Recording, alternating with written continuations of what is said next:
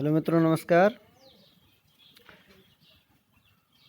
आज जो है हम लोग अपनी सीरीज में सेट नंबर 21 करेंगे।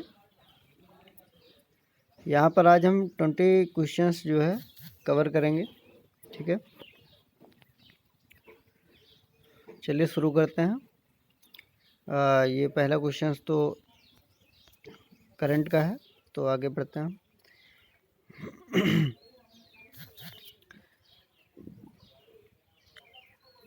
26/5/2014 के दिन नरेंद्र मोदी ने भारत के कौन से नंबर के प्रधानमंत्री के रूप में शपथ ग्रहण की? तो जो मोदी जी हैं वो हमारे 14वें नंबर के प्रधानमंत्री हैं। ठीक है, ये क्वेश्चंस जो है काफ़ी बार पूछा गया है एग्जाम में, तो हम आगे चलते हैं। लिखा हुआ है कि निम्नलिखित में से कौन सार्क सदस्य नहीं है। तो पहले पता होना चाहिए कि सार्क का फुल फॉर्म क्या होता है, क्योंकि ये भी पूछता है कि सार्क का फुल फॉर्म क्या है। तो जो south Asian association for regional cooperation, ठीक है, तो ये जो है इसका जो है फुल फॉर्म है। मैं एक बार फिर से बोल रहा हूँ, south Asian association for regional cooperation. ठीक है, इसकी स्थापना जो है 1985 में की गई थी। इसमें जो है टोटल जो है 8 मेंबर हैं। ठीक है, 8 सदस्य हैं इसमें। तो अब कौन कौन से 8 सदस्य हैं, तो इसके लिए भी एक ट्रिक है, वो आप लोग ध्यान रखिएगा। APNI अपनी MBBS, ठीक है, MBBS। तो जो A है ये अफ़गानिस्तान है, P से हो गया पाकिस्तान, N से नेपाल, I से इंडिया, M से मालदीव, B से भूटान और B से बांग्लादेश, S से श्रीलंका। ठीक है, तो इतना जो है ध्यान रखना है। S से श्रीलंका है, स्विट्जरलैंड कभी कभी पूछ देता है, तो ये सारी चीज़ें जो है ध्यान रखनी है। तो ए से क्या हो गया, अफगानिस्तान हो गया, पाकिस्तान हो गया, नेपाल हो गया, इंडिया हो गया, मालदीव हो गया, ठीक है, भूटान हो गया और बांग्लादेश हो गया और श्रीलंका हो गया। ठीक है, तो ये 8 देश जो है सार्क के सदस्य हैं। हम आगे चलते हैं। लिखा हुआ है कि महिंद्रा राजपक्षे इस देश के अध्यक्ष हैं। तो महिंद्रा राजपक्षे जो हैं वो श्रीलंका के राष्ट्रपति हैं। ठीक है, और इनका भाई ही वहाँ का प्रधानमंत्री भी है। कोई उसका भी नाम कुछ है, राजपक्षे ही है लास्ट में। तो वो जो है वहाँ का प्रधानमंत्री है, महिंद्रा राजपक्षे वहाँ के राष्ट्रपति हैं। ठीक है, हम आगे चलते हैं। लिखा हुआ है कि तेजस्विनी और ममता पुजारी इससे संबंधित है। तो ये क्वेश्चन ज़रूर पुराना है, लेकिन हमने देखा है कि एग्ज़ाम में जो है खेल से रिलेटेड जो खिलाड़ी हैं उनका पूछा जाता है कि किस खेल से रिलेटेड हैं। तो ऐसे ही ये भी है, तो हमें पता होना चाहिए कि कौन जो है किस खेल से संबंधित है। ठीक है, तो तेजस्विनी और ममता पुजारी जो हैं ये कबड्डी से रिलेटेड है। ठीक है, आगे चलते हैं हम। यहाँ पर भी देखिए, अब पूरा क्वेश्चन तो लिखा हुआ है कि 8/12/2014 के दिन बेंगलुरु में खेले गए रणजी ट्रॉफी मैच में अभिनव मुकुंद, अब अभिनव मुकुंद हमें पता होना चाहिए किस खेल से संबंधित है। तो अभिनव जो मुकुंद हैं ये क्रिकेट खेलते हैं। ठीक है, तमिलनाडु से जो है क्रिकेट खेलते हैं, तो वहाँ के शायद कैप्टन भी हैं ये। तो याद होना चाहिए हमें कि अभिनव मुकुंद जो है वो क्रिकेट खेलते हैं। ठीक है, आगे चलते हैं हम। इसको स्किप करते हैं। लिखा हुआ है कि यूनेस्को का मुख्यालय कहाँ है। तो यूनेस्को जो है इसका मुख्यालय जो है पेरिस में है। पेरिस कहाँ है, फ्रांस में। ठीक है, तो अब यूनेस्को पे थोड़ी चर्चा कर लेते हैं हम। यूनेस्को का फुल फॉर्म पूछ दिया जाता है, वो काफ़ी इंपॉर्टेंट है। यूनेस्को का फुल फॉर्म होता है, आप लोग लिख लीजिएगा, the United Nations Educational Scientific and Cultural Organization. ठीक है, दोबारा बोलता हूँ, the United Nations Educational Scientific and Cultural Organization. ठीक है, इसकी स्थापना जो है 1946 में की गई थी।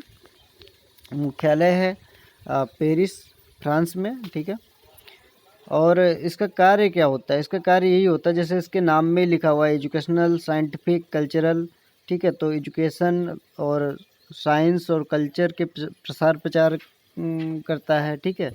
और अंतर्राष्ट्रीय जो शांति होती है, शांति और संबंधों को जो है बढ़ावा देता है, ठीक है। और इसमें जो अगर मेंबर की बात करता है, कभी कभी पूछ देता है कि इसमें टोटल मेंबर कितने हैं, तो 193 अभी मेंबर हैं इसमें। ये भी चीज़ जो है ध्यान रखने वाली है। हम आगे चलते हैं। लिखा हुआ है कि निम्नलिखित में से कौन सा भारत का राष्ट्रीय पक्षी है। तो ये तो क्वेश्चन सभी को पता होगा कि राष्ट्रीय पक्षी जो है भारत का वो मोर है।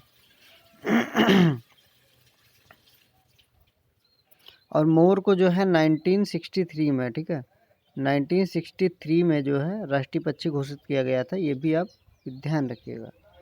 हम आगे चलते हैं। लिखा हुआ है कि भारत का चावल भंडार किस राज्य को कहते हैं। तो भारत का जो चावल भंडार है वो हमारा इसमें जो है आंध्र प्रदेश सही होगा, ठीक है। आंध्र प्रदेश जो है वो भारत का चावल का भंडार कहलाता है। और ऐसे ही जो है दूसरा चावल का जो भंडार या चावल का कटोरा आप लोगों ने सुना होगा कि छत्तीसगढ़ के लिए भी चावल का कटोरा का यूज किया जाता है, ठीक है। तो यहाँ पे जो है आंध्र प्रदेश जो है छत्तीसगढ़ है नहीं, तो आंध्र प्रदेश जो है वो सही ऑप्शन है इसका।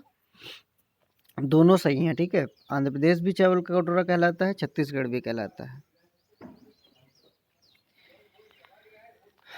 आगे चलते हैं हम। लिखा हुआ है कि पलायन वेग का दर क्या होता है। पलायन वेग क्या होता है कि किसी भी वस्तु को हम यदि एनवायरनमेंट वातावरण के बाहर जो है हम भेजते हैं, ठीक है, तो उसके लिए उसका वेग क्या होना चाहिए वस्तु का। तो वस्तु का जो वेग है वो 11 किलोमीटर पर सेकंड होना चाहिए। ये हमारी पृथ्वी है, पृथ्वी का ये एनवायरनमेंट है, ठीक है। तो एनवायरनमेंट से बाहर हम किसी चीज़ को जब हम फेंकते हैं या बाहर भेजने की कोशिश करते हैं, जब हमारे रॉकेट हो गए या कोई भी चीज़ हो गई, तो उसका जो वेग होता है, वो 11 किलोमीटर पर सेकंड होता है, ठीक है। तो ये चीज़ भी आपको ध्यान रखना है। ये कॉमन क्वेश्चन है, काफ़ी पूछा जाता है एग्जाम में। लिखा हुआ है कि कौन से बौद्ध स्थल में पत्थर से तरासे शिल्प नहीं है। मैं आपको बता दूं कि काफ़ी जो बौद्ध स्थल हैं, काफ़ी क्या मैक्सिमम बौद्ध स्थल जो हैं वो पत्थर से ही तरासे गए हैं, ठीक है, पत्थर से ही बनाए गए हैं। लेकिन जैसे नागार्जुन कोंडा है, ठीक है, ये जो है पत्थर से नहीं बनाया गया है, तो इसीलिए जो है इसमें पूछा गया है। तो हमें ध्यान रखना है कि अजंता हो गया, कार्ले हो गया, नासिक हो गया, ये सारे जो है पत्थर से ही बनाए गए हैं, ठीक है। हम आगे चलते हैं। लिखा हुआ है कि परिपूर्ण कृष्ण पिंड वही होता है जो, देखिए कृष्ण पिंड वही होता है जो पूरा पूरा जो प्रकाश का विकिरण होता है वो पूरा अवशोषित कर लेता है प्रकाश की किरणों को, ठीक है, उसको कृष्ण पिंड बोलते हैं। तो कृष्णिका जो है वो हमारा पूर्ण रूप से कृष्ण पिंड कहा जाता है, लेकिन वो भी पूर्ण रूप से कृष्ण पिंड नहीं है। उसमें भी 99% लगभग होता है अवशोषण, ठीक है। तो हमारा यहाँ पे जो ऑप्शन नंबर सही है वो 1 नंबर सही है। सभी आनुषंगिक विकिरण का अवशोषण करता है, ठीक है। टोटल जो विकिरण होती है पूरे पूर्ण विकिरण का अवशोषण कर लेता है, उसको ही जो है कृष्ण पिंड बोलते हैं। एक क्वेश्चन और पूछा जाता है कि गर्मियों में जो है छाते जो है, छाता नहीं लगा के चलते हैं, तो छाता किस कलर का होना चाहिए। ये दिया रहता है, कॉपी दिए रहते हैं उसमें कि ऊपर जो है वो वाइट कलर होना चाहिए, नीचे ब्लैक होना चाहिए, या ऊपर ब्लैक होना चाहिए, नीचे रंगीन होना चाहिए, इस तरीके से दिए रहते हैं।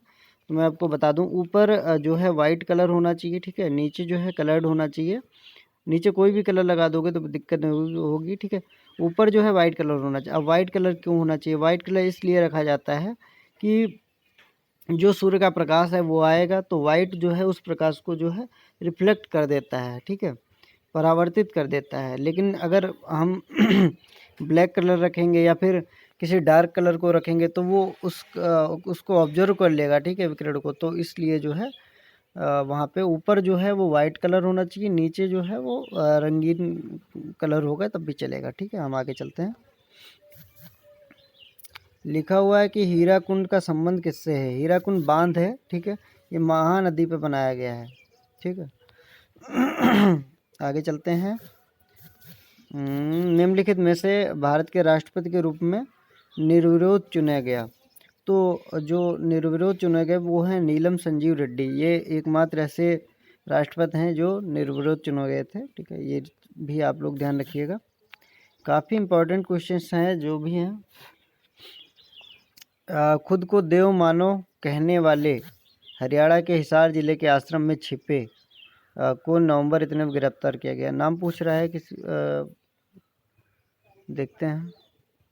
लिखा हुआ है कि रामपाल, राजपाल, रामलाल, इनमें से कोई नहीं। अच्छा, बाबा रामपाल जो थे, आपने काफ़ी सुना होगा कि ये रामपाल थे। इन्होंने ही इनको जो है ये क्या कहते थे, एक मिनट,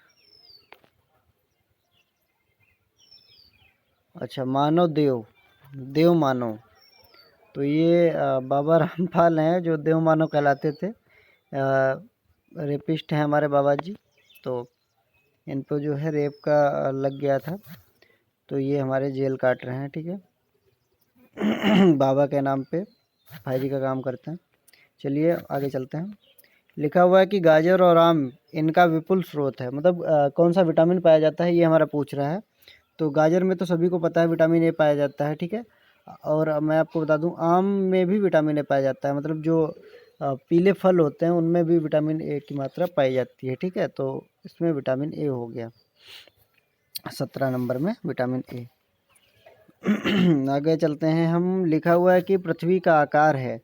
अब पृथ्वी का आकार किस तरीके का है? गोलाकार है क्या? नहीं, पृथ्वी गोल है ही नहीं। वृत्ताकार है क्या? वृत्त भी नहीं है। पृथ्वी वृत्ताकार भी नहीं है। चतुष्फलकी नहीं, 4 फलकों में भी विभाजित नहीं है। ठीक है, जियोड तो बचा तो यही, तो इसी को जो है हमारा ये सही ऑप्शन है, जियोइड। तो अब बात ये उठती है कि ये होता क्या है तो जियोइड उसे कहते हैं कि मतलब कोई भी पिंड होता है तो उस पर जो है गुरुत्वाकर्षण जो होता है बराबर मात्रा में रहता है। ठीक है, तो इसलिए उसको जियोइड कहते हैं, GEOID, जियोइड। आगे चलते हैं हम। लिखा हुआ है कि 19 नंबर 400 mH में कितनी बाधाएं होती हैं? तो देखिए क्वेश्चंस बहुत मतलब सटीक रखे जाते हैं। अगर आपको पता नहीं है तो ये क्वेश्चन जो है समझ में ही नहीं आएगा। तो इसको हम समझने की कोशिश करते हैं। जो 400 mH मतलब मीटर हेडलेस। ठीक है, mH का मतलब है मीटर हेडलेस। तो इसको हिंदी में बोलते हैं बाधा दौड़। ठीक है, तो बाधा दौड़ क्या होता है आप लोगों ने देखा होगा टीवी पे या कहीं भी। तो जो ये बनाए जाते हैं दौड़ने के लिए, तो इसके अंदर जो है बीच बीच में ऐसे लगा दिया जाता है बैरियर टाइप का। ठीक है, तो ये इनको जो होता है, जो प्रतिभागी आता है यहाँ से, तो इसको कूदना पड़ता है। ऐसे ऐसे कूद के फिर आगे जाता है, फिर कूदता है। तो ऐसे जो होता है ये 400 मीटर का ट्रैक रहता है। तो उसी को कहते हैं 400 mH में कितनी बाधाएं होती हैं। बाधाएं मतलब ये कितने बैरियर लगाए जाते हैं बीच में। ठीक है, कूदने के लिए। तो वहाँ पे 10 बैरियर होते हैं, ये हमें ध्यान रखना है। ठीक है, ये भी क्वेश्चन पूछ दिया गया है।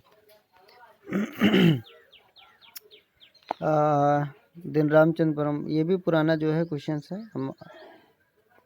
अच्छा, आज के जो है क्वेश्चन इसमें ख़त्म हो गए हैं। ठीक है, तो हम यहीं पे अपना सेशन समाप्त करते हैं और शाम को जो है हम मिलेंगे फिर से। और आपको अगर अच्छा लगा हो सेशन तो प्लीज़ लाइक करिएगा, सब्सक्राइब भी करिएगा। ठीक है, और पढ़ते रहिए हमारे साथ। चलिए, थैंक यू। मिलते हैं शाम को नेक्स्ट वीडियो में।